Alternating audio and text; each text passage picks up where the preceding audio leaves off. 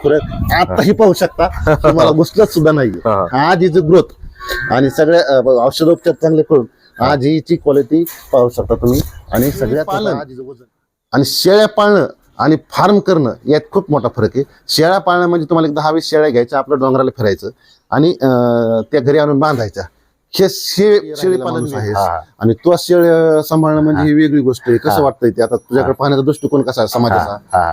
मी म्हणलं ठीक आहे ना समाज माझ्याकडे कुठल्या नजरेने पाहतोय समाजाने ठरवावं. सर्वसामान्य शेतकऱ्यांसाठी सर्वसामान्य कुटुंबासाठी हा एक प्रकारचा एटीएम आहे. चारा दिला जातो त्यावेळेस शेळी हे जास्त प्रमाणात पाणी पिते कारण की खाली पडला तो काही पडल्यामुळे खाली काय होतं लेंड्या असतील किंवा मग ते लघवी केलेले असतील त्याच्यामुळे काय होतं त्याला वास येतो.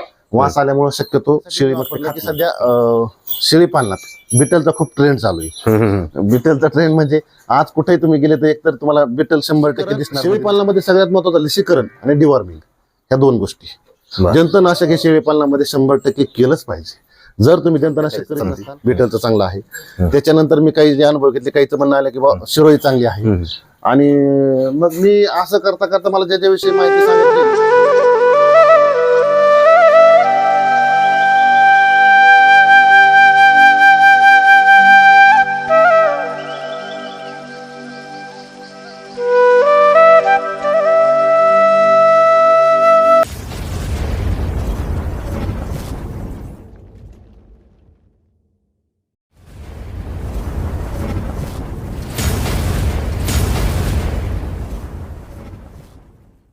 नमस्कार शेतकरी मित्रांनो, स्वागत आहे आपलं आपल्या एका नवीन व्हिडिओमध्ये. शेतकरी मित्रांनो, आपण आपल्या चॅनलवरती बरेचसे व्हिडिओ पाहतो ज्यामध्ये शेळी पालनाविषयी माहिती असते, कुक्कुट पालनाविषयी माहिती असते किंवा शेतकऱ्यांच्या इतर यशोगाथा.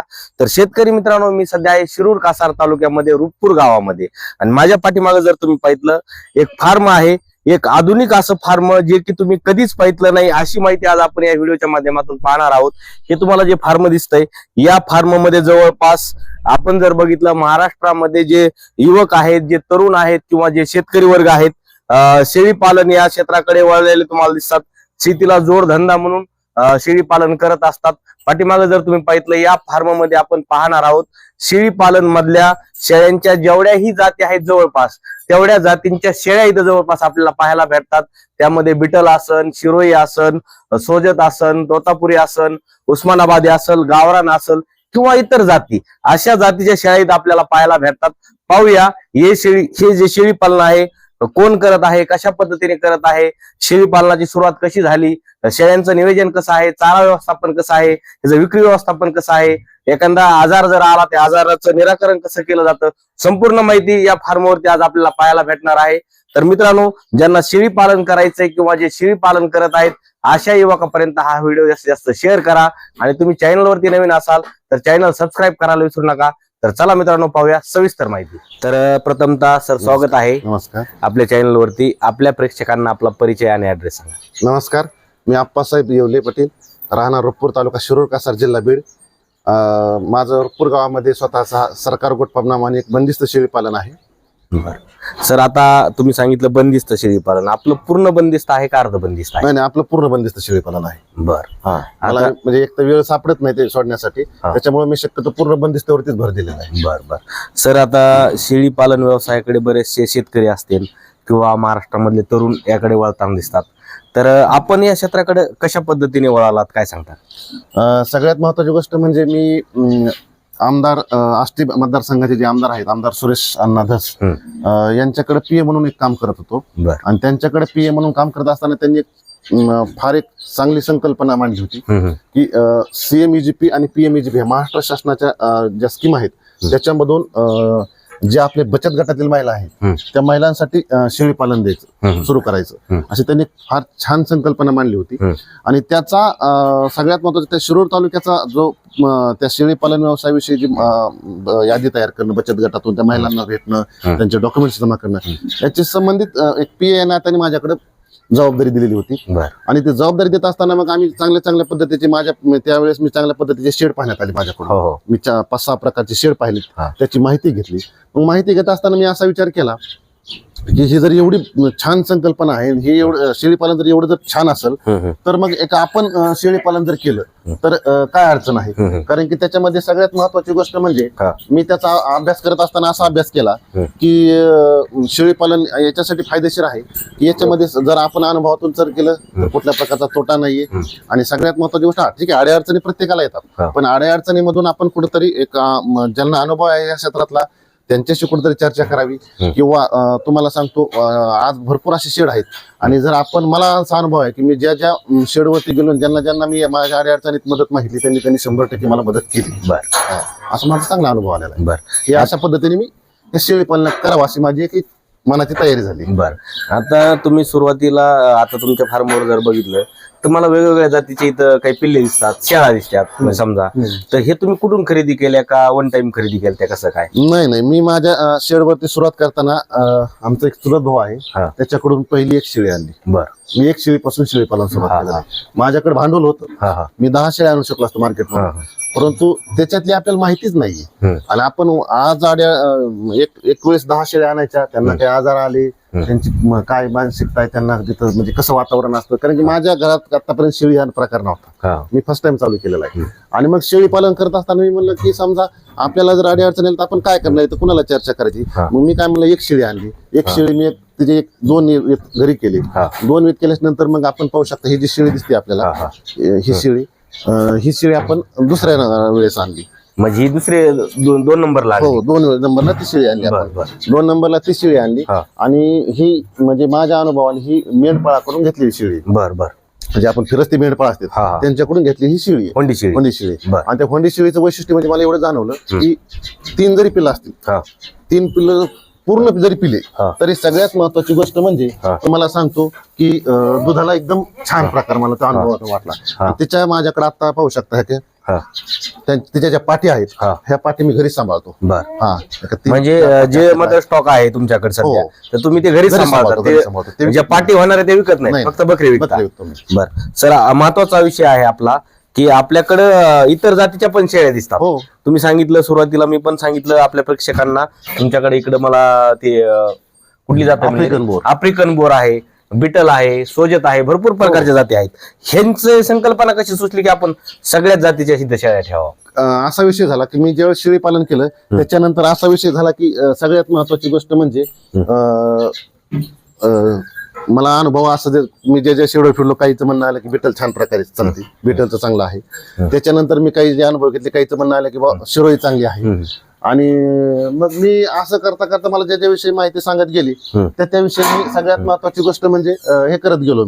मग मी काय केलं, सुरुवातीला आपल्या गावरान आणल्या, गावरांच्या नंतर मग मी ही शिरोईची आणली, ही शिरोईची शेळी आणली. ही शिरोईची शेळी आणत असताना आपण म्हणले पाहू कशी आहे, अनुभवातून तर आपण शिकतोच. शिरोई आणल्याच्या नंतर तुम्हाला सांगतो माझा असा अनुभव आला की दुधाला एक चांगल्या क्वालिटीची शेळी आहे. आणि सगळ्यात महत्वाची गोष्ट म्हणजे गावरान, आपण जे म्हणतो की आपल्याकडचं वातावरण सूट होत नाही, हे अजिबात असं काही नाही. आपल्याकडचं वातावरण 100% शिरोईला सूट होतं. फक्त आपण त्याचं वेळेच्या वेळेला कुठली जात असू द्या, तुमची सोजत, बोर, कोटा असू द्या, त्याच्यानंतर तुमची काठेवाडी असू द्या, आपल्याला असू द्या, हे आपला जो भाग आहे हा उष्ण प्रकारचा उष्णपट्टा आहे. या उष्णपट्ट्यामध्ये माझा असं अनुभव आला की उष्णपट्ट्यामध्ये आपण जर बाहेरची जर शेळी आणली तर ती शेळी आणल्यानंतर सगळ्यात महत्वाचं तिचं लसीकरण करा. लसीकरण केल्याच्या नंतर मी माझ्या शरीरावर बाहेरचं जर कुठली आणली तर त्याला 15 दिवस ओला चारा कसल्याही प्रकारचा टाकत नाही. 15 दिवस तिच्या शरीराची एक ह्या उष्णतेच्या वातावरणात सूट व्हायसाठी मी तिला 15 दिवस फक्त सुका चारा देतो. सुका चारा दिल्यानंतर मी त्यांना आपला हळूहळू मेथी घास वगैरे चालू करू.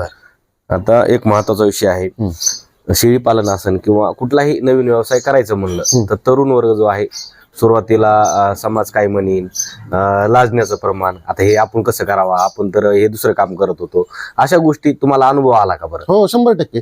मी ज्यावेळेस आमदार साहेबाकडे पीए म्हणून काम करत असताना त्यावेळेस मला बरेच म्हणजे म्हणायचे तू आता आमदाराचा पीए राहिलेला माणूस आहेस आणि तू शेळ्या सांभाळणं म्हणजे ही वेगळी गोष्ट आहे, कसं वाटतंय ते, आता तुझ्याकडे पाहण्याचा दृष्टिकोन कसा आहे समाजाचा. मी म्हणलं ठीक आहे ना, समाज माझ्याकडे कुठल्या नजरेने पाहतोय समाजाने ठरवावं, ते मी नाही ठरवू शकत. बरोबर. प्रत्येकाची कसं असतं, आपण जसं काय म्हणतो की आपल्याला जर कावीळ झाला तर समोरचं जे आपल्याला पिवळच दिसतं, तसा प्रकार आहे ना. समाज नाव 100% ठेवतो ना, पण सगळ्यात महत्वाची गोष्ट एक आहे की आज समाज नाव ठेवतोय, पण या शेळी पालनातून माझं वर्षाचं टर्नओव्हर 5 ते 7 लाख रुपये. 5 ते 7 लाख रुपये माझा निव्वळ नफा. निव्वळ नफा माझा वर्षाचा बर टर्न. बर बर बर. आणि सगळ्यात महत्वाची गोष्ट म्हणजे मग मला ते ठीक आहे, मी आमदार साहेबाकडे ते जे, होतो, हा. पण माझी शेती आहे वडलोपाची. हा. मग आज ती जर शेती जर लक्ष जर द्यायचं म्हणलं तर शेतीला जर कापसाची परिस्थिती तुम्ही पाहू शकता, कापूस जर पीक घेतलं हा. तर त्याचं उत्पन्न काय 7,000 रुपये भाव आहे, त्याचा खर्च 10,000 पर्यंत चालला. आणि जर तुम्ही जर 10,000 खर्च करून जर 7,000 आपल्या पदरात पडत असेल तर मग ती शेती कशी करायची शेतकऱ्यांनी?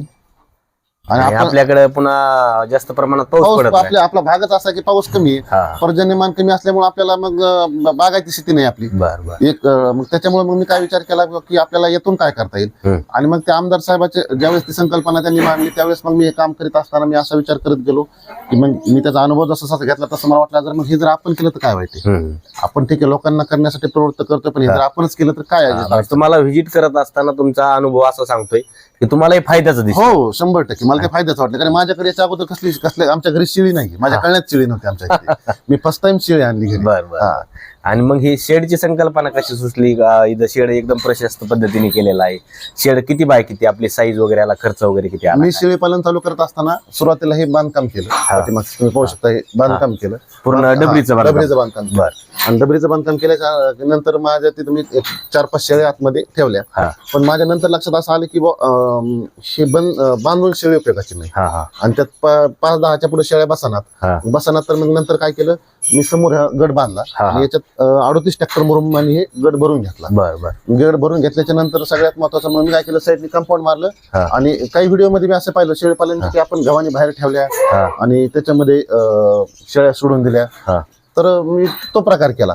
पण माझं असं निदर्शनास आलं की त्या मारामारी खूप करायला लागल्या. 1-2 शेळ्याचे माझ्याकडे शिंग मोडण्याचे प्रकार झाले. मग ज्यावेळेस शिंग मोडण्याचे प्रकार झाले मी म्हणलं नाही, याच्यात कुठेतरी आपल्याला थोडा वेगळा निर्णय घेण्याची वेळ आलेली.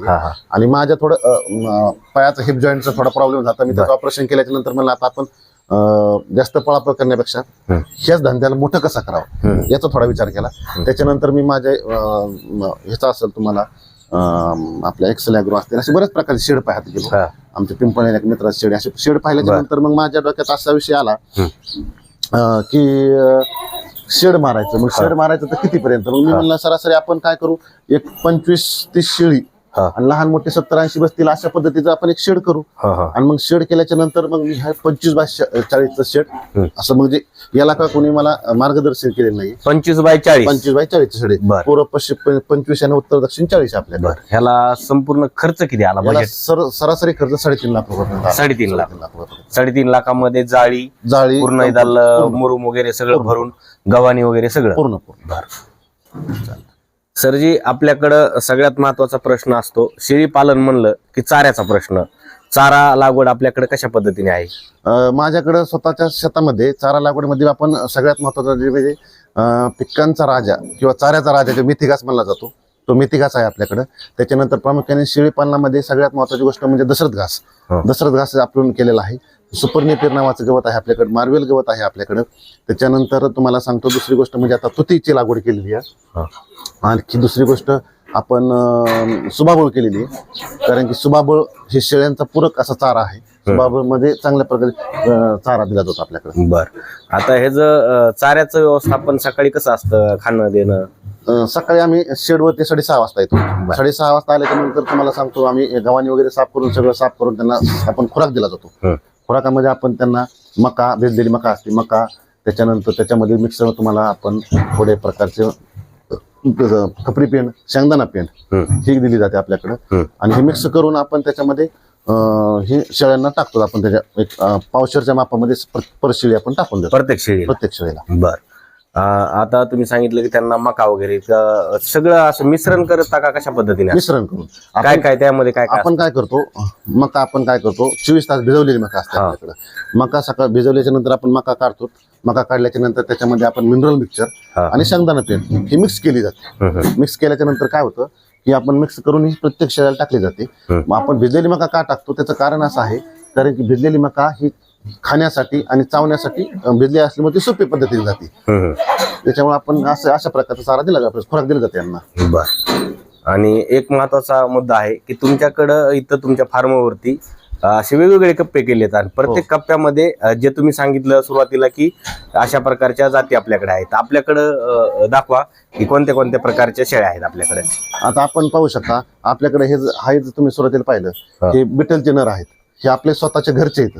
हे आपण काय विकत वगैरे आणलेले नाहीये. हे आपला घरी जो बिटलचा नर आणलेला होता आपण त्याच्यापासून ह्या बिटल शेळ्यांना झालेले हे स्वतःच्या घरचे आपण नर आहेत. कारण की आज सगळ्यात महत्वाची गोष्ट म्हणजे बिटलचे आपण ब्रीड का वापरलं, कारण की बिटलचं बिटल हे डबल हाडाचं, गावरान भाषेत जर म्हणलं तर ठेसर हाडाचं प्राणी आहे आणि त्याच्यामुळे आपण बिटलचं ब्रीड निवडलं. त्याची म्हणजे लेंथ फास्ट आहे, ग्रोथ फास्ट आहे त्याच्यामध्ये मीटमध्ये. आणि त्याच्यानंतर तुम्हाला सांगतो आपल्याकडे एक होंडे शेळी आहेत, होंडी आहे, ही संगमनेरी आहे. हा जो प्रकार तुम्हाला दिसते संगमनेरी शेळी, ही संगमनेरी शेळीमध्ये मोडली जाते. गावरांसारखी दिसायला पण ती संगमनेरी शक्यतो ती पांढरी असते. शक्यतो ती प्रकार संगमनेरीचा पांढरा असतो. हा, परंतु तो क्रॉसिंग मध्ये ती संगमनेरी झालेली आहे. कुठून आणली होती ती? मी आणताना संगमनेरूनच आणली. आपले रिलेटिव्ह आहेत त्यांच्याकडे होती. मला तिथे गेल्यानंतर ते पिल्लू आवडलं आणि मी ती शेळी घेऊन आलो. आता त्याच्यानंतर तुम्ही पाहू शकता आपल्याकडे हे आहे, हे बिटल आहे. ह्या पूर्ण बिटल आहेत आपल्याकडे. ही आपण ही आमच्या बहिणी तिथून आणली होती. आमच्या दाजींकडे बिटल होत्या, त्यांच्याकडून आणली होती आणि ही आपण विकत आणलेली आहे. हा जो प्राणी आहे हा आपण विकत आणलेले आहेत. बिटल याच्यासाठी मी वापरलं की सध्या शेळी पालनात बिटलचा खूप ट्रेंड चालू आहे. बिटलचा ट्रेंड म्हणजे आज कुठेही तुम्ही गेले तर एकतर तुम्हाला बिटल 100% दिसणार म्हणजे दिसणार. त्याच्यामुळे आपण बिटलची मागणी जास्त आहे. त्याच्या ब्रीडिंगसाठी जे वापरलं जातं लाखाच्या घरामध्ये त्याच्या किमती आहेत. हो, 100%. आता त्याच्यानंतर आपण इकडे जर आलं तर आपण इकडे पाहू शकता हे होंडी, जे होंडी शेळीच्या जे आपल्याकडे आहे त्या होंडी शेळीच्या ह्या पुढच्या हे आहेत पाठी. त्याच्यामुळे मी त्या पाठी शक्यतो काय विकत नाही, कारण माझा जो अनुभव आहे होंड्या शेळीच्या बाबतीतला, तर त्या होंड्या शेळी दुधाला खूप चांगल्या पद्धतीने असते आणि त्याच्यामुळे आपण ती शक्यतो पाठ विकत नाही. कारण दुसऱ्या बाहेरच्या घेण्यापेक्षा आपल्या घरच्याच जर अनुभवात जर चांगली शेळी पालन असतील त्या जर तयार केल्या तर सांभाळायला काय अडचण येत नाही ना आपल्याला. बरं, तुम्ही आता बोलत असताना हा नळ सुरू केला, पाण्याचं व्यवस्थापन, इथं पाट्या वगैरे मांडल्या, त्याबद्दल काय सांगतात? कशी संकल्पना आहे नेमकी? संकल्पना म्हणजे याच्यात सगळ्यात महत्वाची गोष्ट म्हणजे काय झालं, शेळीला पाणी खूप जसा चारा महत्वाचा आहे तसं पाणी तितकंच महत्वाचं आहे. आणि आता मला सांगा जर 40-50 शेळ्याला जर पाणी द्यायचं तर कशा पद्धतीने द्यायचं, मला आपण कसं द्यायचं, पाट्या कुठं ठेवायच्या, काय करायचं. मग मी शेड करत असताना असा विचार केला की सगळ्यात महत्वाचं म्हणजे आपण मग जर प्रत्येक कप्प्यात जर पाटी जर ठेवायची म्हणलं तर ते कसं राहील. मग मी 1-2 शेडवरती ते विषय पाहिलेला होता की नळाद्वारे मग मी त्या उंचीवरती टाकी ठेवली आणि टाकीद्वारे खाली आपण कब्याच्या खालून एक चांगल्या पद्धतीची नळी वापरून पॉइंट काढले प्रत्येक कप्प्यामध्ये आणि ती पाणी जिथली ती सिस्टीम केली.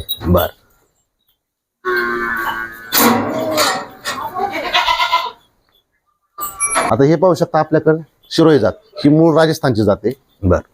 ही मूळ राजस्थानची सगळ्यात महत्वाची गोष्ट म्हणजे दुधासाठी एकदम छान शेळी. आणि जे बकरीच्या टायमाला जे बकर कटिंग केली जातं त्याच्यामध्ये शिरोईच्या पिल्लांचा खूप चांगला वापर केला जातो. कारण की शिरोईचे पिल्ल हे चांगल्या पद्धतीची ग्रोथ करतात आणि ग्रोथ केल्यामुळे दुधाला चांगली असल्यामुळे ते करडू सदृढ बनतं. सदृढ बनल्यामुळे त्याला बकरी त्याला चांगली मागणी आहे आणि आपण त्याच्या बकरीतला विकले सुद्धा करडे त्या शेळीचे. किती विकले आपण आतापर्यंत? त्या शेळीच्या बकरीतला माझ्या हिशोबाने 4 करडे विकलेले आहेत. कारण मी बकरीसाठीच हे करतो. त्याच्यानंतर आता तुम्ही पाहू शकता हे बघा, हे शिरोईचं बोकड आहे. हे फक्त तुम्हाला सांगतो 2.5 महिन्याचं बोकड आहे. हे फक्त हा जो नर आहे, हा हे जे बकरं आहे हे शिरोई जातीचं बकरं आहे, त्या शेळीचं हे पिल्लू आहे. आणि हे फक्त 2.5 महिन्याचं करडू आहे. 2.5 महिन्याचं करडू आहे. मग तुम्ही 2.5 महिन्याच्या कार्डाचे जर मानाने पाहिलं तर तुम्ही करड पाहू शकता. याचं वजन आता जर किती जर नाही म्हणलं 15 ते 20 किलोच्या पुढे याचं वजन आहे. 15 ते 20 किलो? तुम्ही मी वाटत असेल तर तुम्हाला वस्तू तुम्ही पाहू शकता आज याचं वजन. म्हणजे ते बकरं ते ग्रोथ त्याची फास्ट, कारण दुधाला ती एकदम चांगल्या पद्धतीची शेळी आहे. आणि फक्त म्हणजे 2.5 महिन्याचं आहे. 2.5 महिन्याचं हे आपलं क्रॉस आहे. हे आपण काय केलं, होंडी प्लस बिटल याचं क्रॉस झालेलं आहे. आणि सगळ्यात महत्वाचं म्हणजे आमच्याकडे नवीन मध्ये आलेलं जर पाहिलं तर तुम्ही आफ्रिकन बोर. आफ्रिकन बोर ही जात आणताना आफ्रिकन बोर ज्यावेळेस मी आणली त्यावेळेस फक्त 13 ते 14 किलोची शेळी होती, पाठ होती. 13 ते 14 14 किलोची. हो, एकदम खराब क्वालिटी मध्ये आलती माझ्याकडे ती. पण त्याच्यानंतर आपण त्यांना योग्य पद्धतीने ट्रीटमेंट, योग्य पद्धतीचा आहार, योग्य पद्धतीचं खुराक आताही पाहू शकता. तुम्हाला घुसलत सुद्धा नाहीये. आज हिची ग्रोथ आणि सगळ्या औषधोपचार चांगले करून आज हिची क्वालिटी पाहू शकता तुम्ही. आणि सगळ्यात मोठं आज हिचं वजन 32 किलो आहे. 32 किलो 32 किलो वजन केलं हिचं. हो, वजन केलं नाही तुम्ही पाहू शकता. मला उचलत नाहीये. आणि सुरुवातीला किती होते म्हणले? 12 ते 13 किलो. किती महिन्याची होती त्यावेळेस? त्यावेळेस आपण आले त्यावेळेस ती 4 महिन्याच्या आसपास शेळी होती. 4 महिने. 4 महिन्याची. आणि कशी आणली होती? नागाव किलोवर? नाही, ती आपण नगाने आणलेली आहे. नगाने आणलेली. आमचे एक मित्र आहेत, त्या मित्राकडे घेतलेली आपण ती शेळी. तर केवढ्याला बसली होती त्यावेळेस?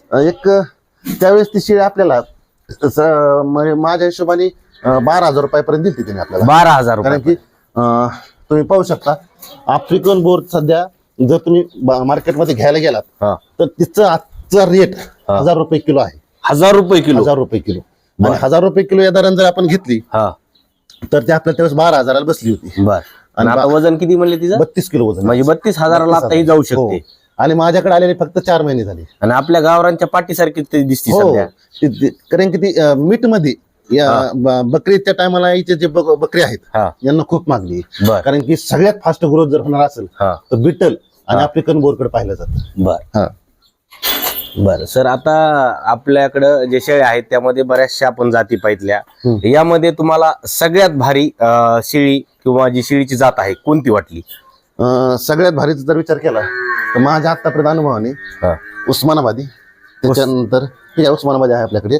उस्मानाबादी, बिटल, शिरोही आणि आफ्रिकन बोर. सर, जी आपल्याकडे आता भरपूर जातीच्या शेळ्या आहेत त्यामध्ये तुम्हाला मुख्य जात जी आहे की ज्यापासून बेनिफिट होतं, ज्यापासून तुम्हाला काही फायदा, अशी कोणती जात वाटली तुम्हाला सगळ्यात भारी? सगळ्यात भारी जर म्हणलं तर सगळ्यात भारी मला बिटल जात वाटली. बिटल? हो. का बरं? बिटल याच्यामुळं की बिटलची आपण गावरान शेळी पालन करत असताना किंवा गावरान बकरी पाहत असताना गावरान बकऱ्याची आणि जर बिटलच्या जर बकऱ्याची जर तुम्ही जर सेम साईज पाहिली, सेम डेज मध्ये, तर सगळ्यात महत्वाचे म्हणजे बिटल शेळीचं जे बकरा आहे याची ग्रोथ फास्ट होते.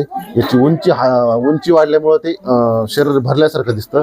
आणि मीठचा जर विचार केला तर चांगल्या पद्धतीने मीठ पडतं. म्हणजे तुमचं मत आहे वजन वाढीसाठी आणि बाहेर ब्रीडिंग साठी त्याला जास्त मागणी आहे? सगळ्यात जास्त मागणी. आता एवढ्या 4-5 वर्षामध्ये तुमचा अनुभव काय सांगतोय? तुमच्याकडं बिटलचं बकरं किती किमतीला विकलं हायस्ट?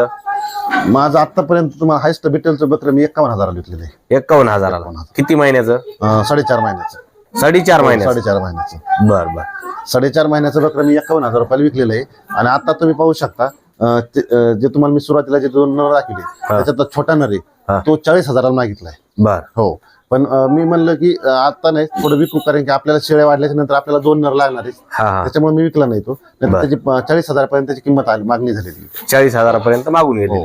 कारण की त्याची कानाची लेंथ, जी शेळी बिटल शेळीचा जे प्रामुख्याने विचार केला जातो त्याचं जे नोजचं स्ट्रोक आणि कानाची लेंथ सगळ्यात महत्वाची गोष्ट आहे.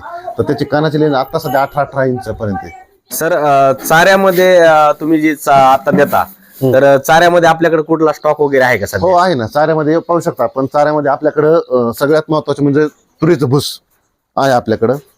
सुक्या चाऱ्यामध्ये आपण जर विचार केला तर तुरीचं भुसकट आपल्याकडे भरपूर प्रमाणात स्टॉक मध्ये ठेवलेलं आहे आपण. ते आपण पाहू शकता. तुरीचं भुसकट? तुरीचं भुसकट. तुरीचं भुसकट आपण सुका चारा तुरीचं भुसकट यासाठी वापरतो. कारण की सगळ्यात महत्वाची गोष्ट म्हणजे ज्यावेळेस आपण सुका चारा दिला जातो त्यावेळेस शेळी हे जास्त प्रमाणात पाणी पिते. कारण की ओला चारा दिल्यानंतर शेळीचं पाणी पिण्याचं प्रमाण एकदम कमी होतं. कारण की त्या ओल्या चाऱ्यामध्ये पाणी असतं, त्याच्यामुळे ते पाणी पित नाही. पण आपण रोज एका टायमाला सुका चारा देतो. एक टाइम द्यायलाच 100% देतो आणि द्यायलाच पाहिजे. त्याचं कारण असं आहे, कारण की ज्यावेळेस तुम्ही सुका चारा देता शेळी पोटभर पाणी पिते. पाणी पिल्याच्या नंतर जो गर्भ आहे शेळीचा ते गाभण्याचं प्रमाण कमी होतं. कारण की आपण पाहू शकतो ज्यावेळेस शेळीच्या शरीरामध्ये पाण्याची कमतरता होते त्याच वेळेस शेळी गाभडली जाते. त्याच्यामुळे सुका चारा एक टाइम हा माझ्या अंदाजाप्रमाणे, माझ्या माहितीप्रमाणे दिलाच पाहिजे. आता हे जे तुम्ही सुका चारा जे स्टॉक केलेला आहे आपला घरचा आहे का बाहेरून? नाही, घरचा आहे सगळा. आपल्या शेतामध्ये तुरीचं आपण पीक घेतो, त्याच्यामधून हे करतो. आपल्याकडे सोयाबीनचं सुद्धा आपण पीक घेतो. सोयाबीनचं पीक घेतो. सोयाबीनचं भुसकट आपल्याकडे अवेलेबल असतं. आणि आपल्याकडे सध्या 1,000 कडव्याची गंज आहे, कडव्याची ज्वारीच्या.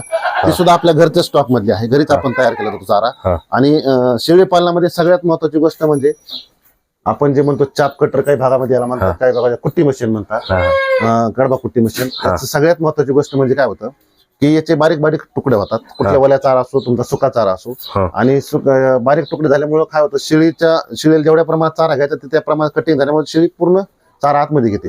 पण जर तुम्ही ते मोठाले तुकडे करून जर दिले तर ते शेळीला खाता येत नाहीत. खाता येत नसल्यामुळे मग ते काय होतं, काही चारा खाली पडला जातो, काही पडल्यामुळे खाली काय होतं, ते लेंड्या असतील किंवा मग ते लघवी केलेले असतील, त्याच्यामुळे काय होतं, त्याला वास येतो. वास आल्यामुळे शक्यतो शेळी मग ते खात नाही. त्याच्यामुळे जर आपण बारीक साईज मध्ये जर कटिंग झाली तर ती शेळी खाती, त्याच्यामुळे आपला चारा वायाला जात नाही कुठल्या पद्धतीने.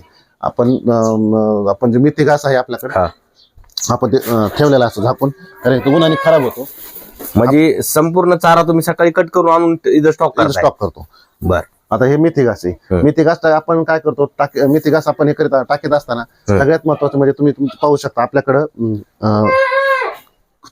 आपलं कडबा कापण्यासाठी पहिले आपला अडकिता, गावरान भाषेत शब्द होता अडकिता. तर त्या अडकित्यामध्ये आपण काय करतो की आपण मेथी घासाचे तुकडे करतो. हा असा आपल्याकडे पद्धत अडकिता आहे आपल्याकडे. आपण याच्यामध्ये काय करतो की आपण याचे तीन प्रकारामध्ये तुकडे करतो, सेम साईज 3 कट करतो, आणि तो कट केलेला आपण शेळ्यांना टाकतो.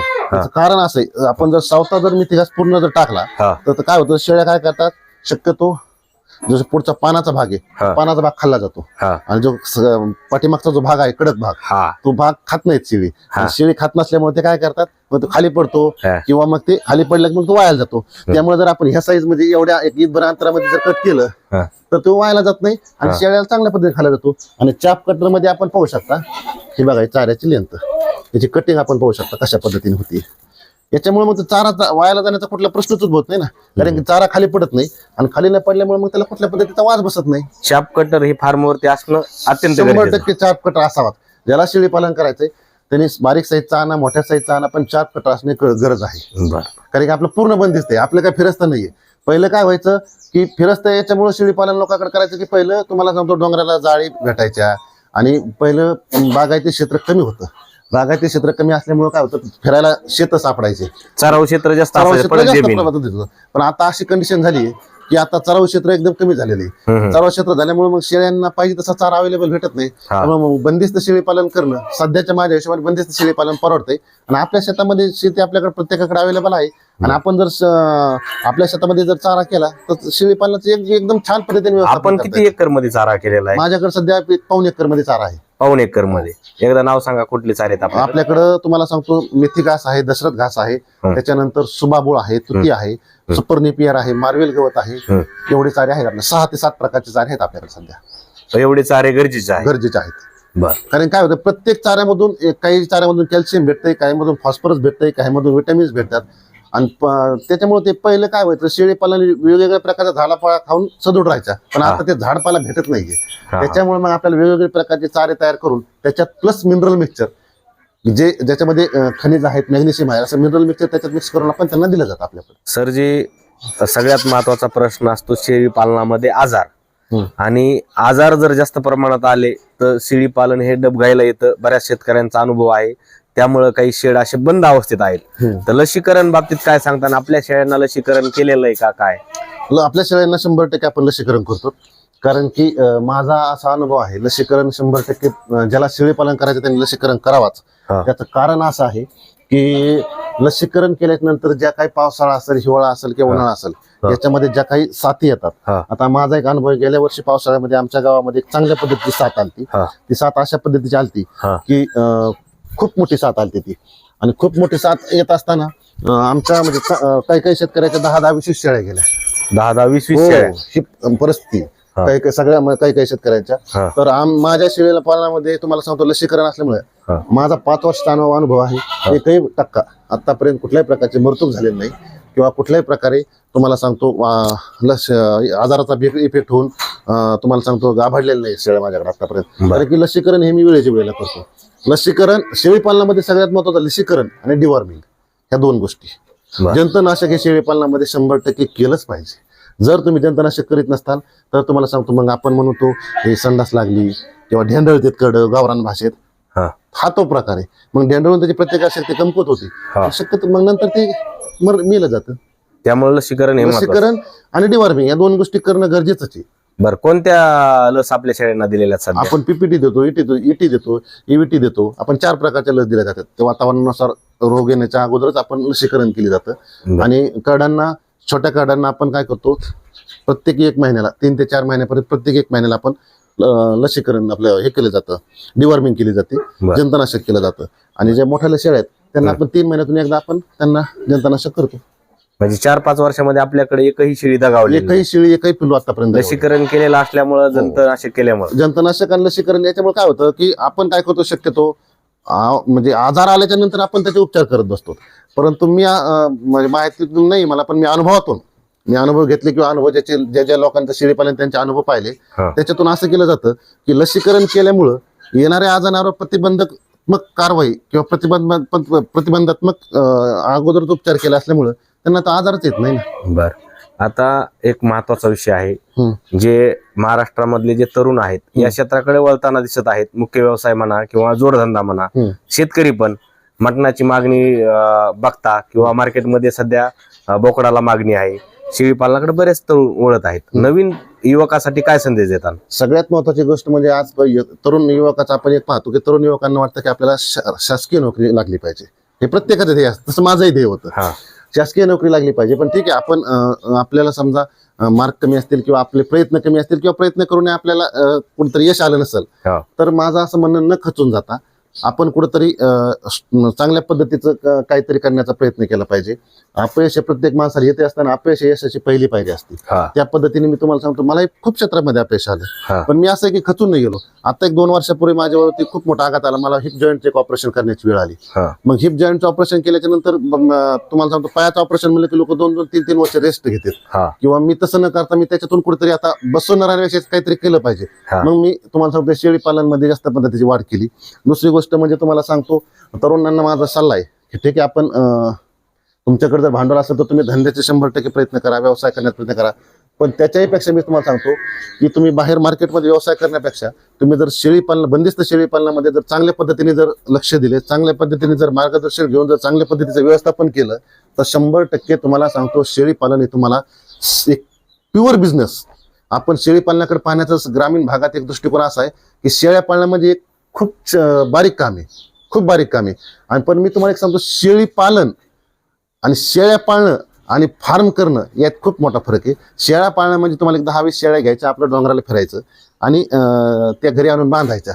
हे शेळीपालन वेगळं आणि आपण जे शेळीपालन करतो यात खूप फरक आहे. कारण की आपण केलेल्या शेळीपालनामध्ये योग्य मार्गदर्शन, योग्य व्यवस्थापन आणि बाहेर फिरणाऱ्या शेळ्यामध्ये मृत्यूकीचं प्रमाण खूप जास्त राहतं. एखादा जर आजार जर आला किंवा एखाद्या जर साथ आली तर त्याच्यामध्ये लहान पिलं असतील, मोठे कड असतील किंवा मोठ्याला शेळ्या असतील, त्या खूप लवकर एक्सपायर होतात.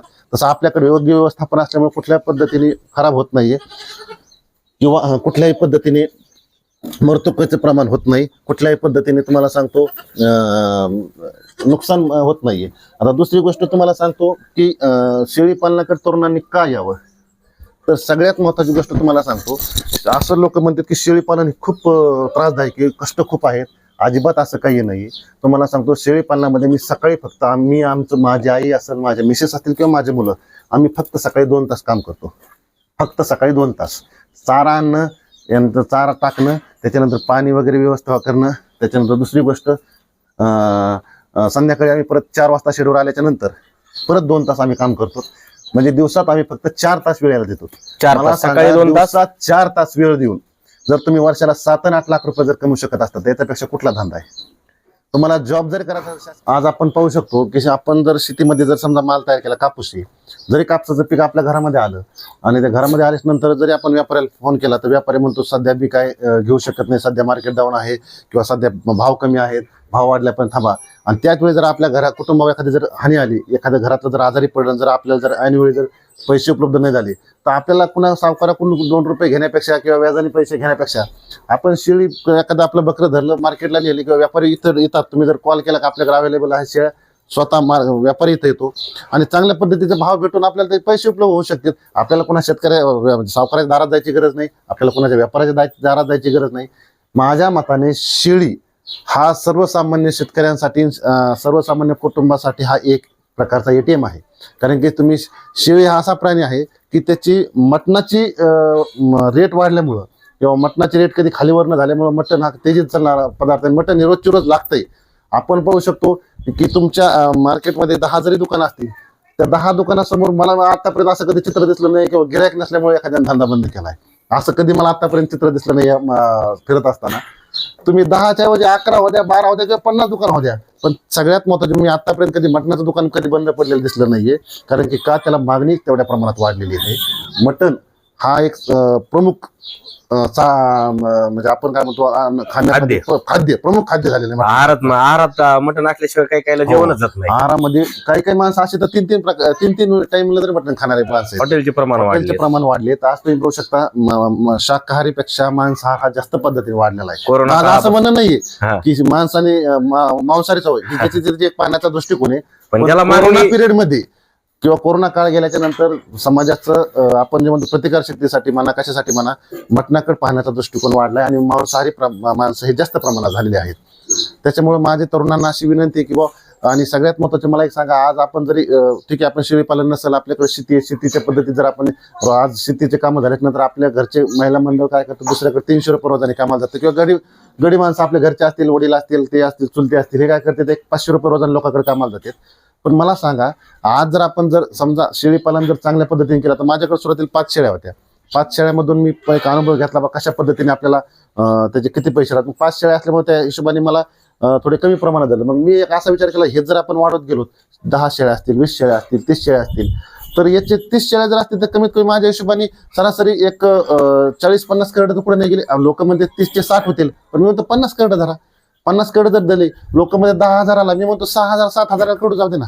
7,000 जरी म्हणलं तर तुम्हाला 7 महिन्यात तुम्हाला 3.5 लाख रुपये भेटायला लागले सरासरी. आणि शेळी ही माझ्या हिशोबाने आपलं वर्ष 12 महिन्याचं असतं, पण शेळीचं वर्षाचा पिरियड हा 14 महिन्याचा असतो. त्या 14 महिन्यामुळे आपण एक सरासरी विचार करा, जर तुम्हाला जर 7 महिन्यात जर 3.5 लाख रुपये आणि पुढच्या 7 महिन्यात जर 3.5, आपण 60 नाही, आपण 50च कार्डाचे धरलेत. वरचे 10 कार्ड आपण म्हणू काही शेळ्यांनी एक दिलं, त्याच्यामुळे आपण एक सरासरी आपण एक 50च कार्ड धरले. 50 जर कार्ड धरले तरी सरासरी 3.5 आणि 3.5 7 लाख रुपये तुम्हाला पर इयर. मला सांगा, तुम्ही सकाळी 2 तास आणि संध्याकाळी 2 तास वेळ देऊन 7 लाख रुपये तुम्हाला फायदा करणार असा कुठला व्यवसाय तुमचे? आज तुम्ही म्हणता, आपण म्हणतो कंपनीमध्ये मुलं काम करतात, ज्यांना ठीक आहे चांगल्या मोठ्या पद्धतीचं पॅकेज आहे त्यांचं ठीक आहे, पण ज्यांना आज मला सांगा किंवा डिप्लोमा करून किंवा तुमचं इंजिनिअरिंग करून आज तुम्हाला 7 आणि 8 हजार 8 तास जर तुम्हाला 10-12 हजारावर काम करायची वेळ येत असेल, तर त्याच्यापेक्षा शेळीपालन 100% फायदेशीरच आहे, हे मी ठामपणे सांगू शकतो. कारण की वर्षाला 7 आणि 8 लाखाचे पॅकेज तुम्हाला 4 तास काम करून कोण देतंय? आणि सगळ्यात महत्त्वाची गोष्ट, आपण आपले सगळे शेळीपालन करून आपण सगळे बाहेरचे कोणाचे पाहुण्याचे कार्यक्रम असतील किंवा बाहेरचे कुठले कामं असतील, हे सगळं करू शकतो ना. मी तुम्हाला सांगतो, सकाळी 2 तास केल्याच्या नंतर मी माझा जर विचार जर केला, सकाळी 2 तास काम केल्याच्या नंतर माझा पार्ट टाइम जॉब म्हणून मी राजकारणाकडे पाहतो आणि परत मी संध्याकाळी 4 ते 6 या वेळेमध्ये परत शेळीपालनाकडे येतो. असं नाहीये की तुम्ही शेळीपालनामध्ये 24 तास त्या शेळीपालनाकडे लक्ष, अजिबात नाही. शेळीमध्ये माझ्या हिशोबाने 3 वेळेस चारा द्यावा, हे गरजेचं आहे. आणि चारा टाकल्याच्या नंतर इथं बसून राहण्याचं काही काम नाहीये. त्याच्यामुळे माझं असं म्हणणं आहे किंवा तुम्ही जर दिवसभर एखाद्या धंद्यात वेळ देण्याची सुद्धा याला गरज नाहीये. तुम्ही वेळेच्या वेळेला फक्त योग्य नियोजन, योग्य व्यवस्थापन, डिवॉर्मिंग आणि तुमच्या लसीकरण ह्या गोष्टीकडे जर लक्ष दिलं तर शेळीपालन हा एकदम सोप्या पद्धतीतून उभा राहिलेला व्यवसाय आहे. हा व्यवसाय म्हणतोय मी. हा तुम्हाला शेळीपालन म्हणजे असं नाहीये की आपण उगा शेळ्या सांभाळ्या. आज जे मला नाव ठेवत होते ते आज मला विचारतात शेळीपालन कसं करायचं, शेळीपालनात येणाऱ्या अडचणी ते मला विचारतायत. त्याच्यामुळे एक लक्षात घ्या की कुठलाही व्यवसाय हा झिरो नसतो. व्यवसाय कसा उभारायचा आहे हे आपल्यात आहे. आपल्यामध्ये ते गट्स अवेलेबल असायला पाहिजेत की ठीक आहे, मी याच्यातूनच मोठा होणार, हे आपल्यामध्ये एक इच्छाशक्ती लागते. आणि कुठला धंदा करण्यासाठी इच्छाशक्ती खूप महत्वाची आहे. ज्या गोष्टी आपल्याला समजत नाहीत, ज्या आपल्यापेक्षा ज्या त्या धंद्यात ज्यांचा जास्त अनुभव आहे त्यांना विचारायला काय अडचण येत नाही. त्याच्यामुळे माझ्या तरुणांना विनंती आहे की तुम्ही पुण्यामध्ये जाऊन 8-10 हजारात काम करण्यापेक्षा जर तुम्ही जर शेळीपालनात उतरला. तर शेतकरी मित्रांनो, आज आपण या फार्मविषयी माहिती पाहिली. तर किती प्रकारच्या शेळ्या आहेत, कशा पद्धतीने फार्मचं कामकाज चालतं, इथं चारा व्यवस्थापन कसं आहे, त्याचं विक्री व्यवस्थापन कसं आहे, शेळ्यांना लसीकरण कशा पद्धतीने दिलं जातं, संपूर्ण माहिती या फार्मची आज आपण पाहिलेली आहे. तरी पण मित्रांनो, तुम्हाला काही अडचणी असतील, तुमचे काही प्रश्न असतील, आपल्या कमेंट बॉक्समध्ये कळवा, जेणेकरून आम्हाला तुमचे जे प्रश्न आहेत दुसऱ्या व्हिडिओमध्ये घेता येतील. आणि शेतकरी मित्रांनो, अशाच फार्मला तुम्ही व्हिजिट करत जा, जेणेकरून व्हिजिट केल्याच्या नंतर त्या फार्मवरती कसं कामकाज चालतं, काही गोष्टी ज्या उणिवा असतात त्या तुम्हाला जाणवतात आणि त्यामधून तुम्ही शेळी पालनामध्ये कुठेतरी फायद्याचा राहू शकतात. तर मित्रांनो, हा व्हिडिओ एकदम प्रेरणादायी कथा होती. संपूर्ण व्हिडिओ तुम्ही पाहितला, तुमचे धन्यवाद. आणि तुम्हाला या व्हिडिओ मधल्या ज्या अडचणी आहेत ते तर आपण घेतल्याच, पण मित्रांनो हो, तुम्ही चॅनलवरती नवीन असाल आणि जाता जाता आपलं चॅनल सबस्क्राईब करा. सबस्क्राईब केल्याच्या नंतर तुम्हाला आपल्या चॅनलवरती असेच कुक्कुटपालन असेल, शेळी पालन असेल किंवा इतर व्यवसायाच्या यशोगाथा पाहायला भेटतील. आणि मित्रांनो, जी बेल असते त्या बेलला प्रेस करा, जेणेकरून नोटिफिकेशनद्वारे तुम्हाला व्हिडिओ आमचे सर्वात आधी पाहायला भेटतील. तर चला मित्रांनो, थांबूया इथंच. राम राम.